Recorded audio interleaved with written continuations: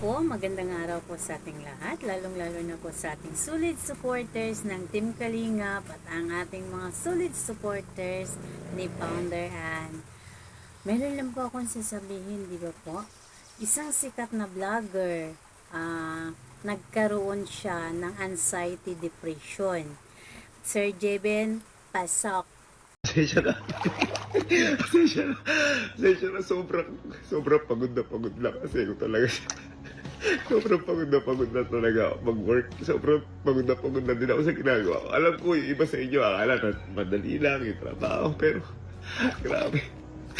Meron palang ganitong araw na nakapahinga ka lang, nakahiga ka lang. Sobrang thank you. Sobrang thank you sa araw na to. Napaka grabe. Iba yung impact ng araw na sa akin. Alam ko kasarap magpahinga. Kaso, yun nga, hindi tayo pwede magpahinga parate kasi ang pahinga ko po yung pamilya ko. Ang pahinga ko yung magtrabaho ko para sa pamilya ko. Mas nakakapante ko doon. Kaya, maraming salamat po. Again, mga mga sir, pagpahinga din po tayo paminsan-minsan, hindi po masama.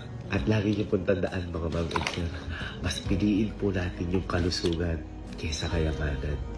So, paano ba yan mga ma'am and sir? Paalam lang muna ako, kita-kits na lang tayo sa taas.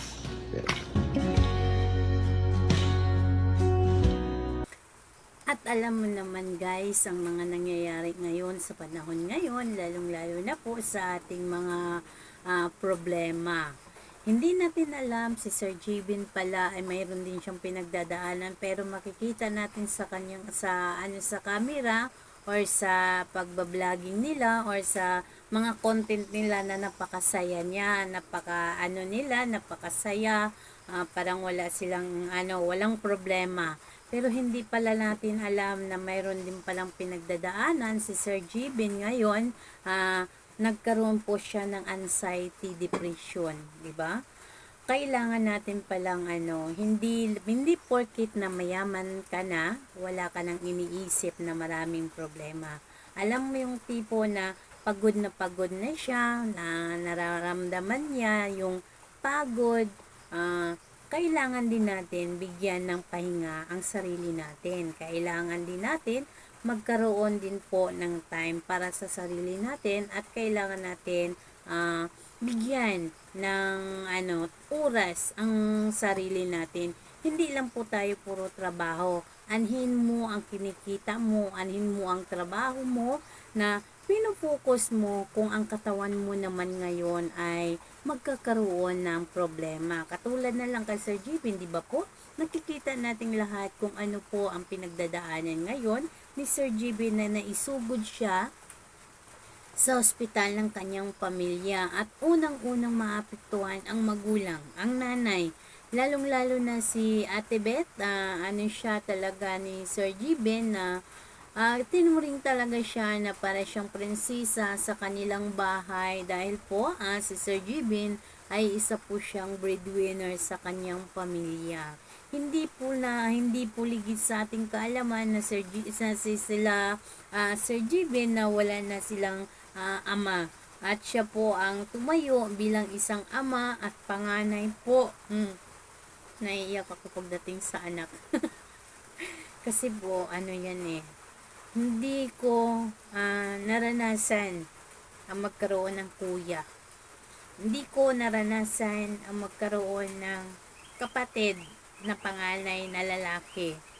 Kaya dapat po mahalin natin ang ating mga kuya. Dahil ang kuya natin ay wala po yung kuya. Kundi siya po ang nagsisilbi sa atin na kuya para po sa atin o para po sa inyong mga kapatid. Nakakaingit po minsan yung magkaroon ka ng kuya. Ang sabi ko nga that time, ano kayong pakiramdam kapag may tinatawag na kuya, di ba po? Ano kayong pakiramdam sa puso natin na mayroong kuyang magtatanggol sa atin? Dati talaga sabi ko sa sarili ko, bakit wala akong kuya? Bakit ako yung ate? Di ba? Bilang isang ate, hindi ka man lalaki, pero nagkakaroon ka din ng responsibilidad na bilang isang kuya. Kung ano po ang natin sa mga kapatid natin. Isa sa pinakamahalaga po ang magkaroon ng ate or kuya, kasi po ang isang panganay ay breadwinner po yan sa pamilya. Depende na lang po yun sa iyong anak o sa mga kapatid mo, nor tutulong sila sa'yo. Kasi ganito po yun. Yung panganay ko po, may trabaho na, may ano na, professional na. Pero, nakakatulong siya sa akin, sa pamilya ko, especially po sa bunso ko. Kasi yung bunso ko po is nag-aaral na ng college. Ang panganay ko po, siya po ang nagbo-voluntary, mama, ako na po ang magbigay ng allowance kay bunso, mama, ganito, mama, ito sa'yo, mama, yung ganun. Kaya napakaswerte natin, or napakaswerte ninyo, kung may kuya kayo. Kasi, ako wala akong kuya eh. 'Di ba? Wala akong kuyang matatawag na susumbungan ko, kuya eh, binuli ako niyan, kuya ganito, ganyan, 'di ba? Kaya pahalagahan po natin ang ating kuya. Mga kuya, mga ate, not only for kuya or ate, pahalagahan natin ang ating pamilya, lalong-lalo na po ang ating kalusugan. Katulad ni Sir Jibin, walang hinangad. Mapabuti ang kanyang pamilya. Mabigay ang kanyang ang pangangailangan ng pamilya. Pero wag po nating kalimutan, ang ating katawan ay isa lang. Ang ating kalusugan kailangan protektahan dahil hindi sa habang panahon tayo ay malakas, tayo ay malusog. 'Di ba po mga kalinga, mga supporters? Na sana po dito kay Sir Jiben ang nagpapatunay po, hindi lahat ng masaya ay walang problema. Hindi lahat ng nakangiti ay totoong masaya. At para kay Sir Jibin, Gitwelson po, bigyan mo din ng time ang sarili mo. Hindi lagi na lang trabaho ang iniisip natin. Bigyan ng time at oras ang sarili natin, lalong-lalo na po, bigyan po natin halaga ang kalusugan natin.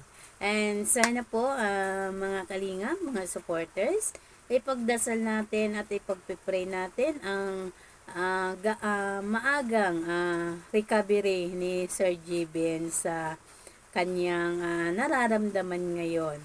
Anxiety depression o depression is not a joke. Kung hindi mo ito kayang pigilan, kikitil po ito ng buhay. Maraming salamat po at ingat po palagi sa inyong lahat. Bye-bye po. Thank you all for watching this here video. Please like and subscribe and follow. Much love from Little Yas to each of you. Content creator.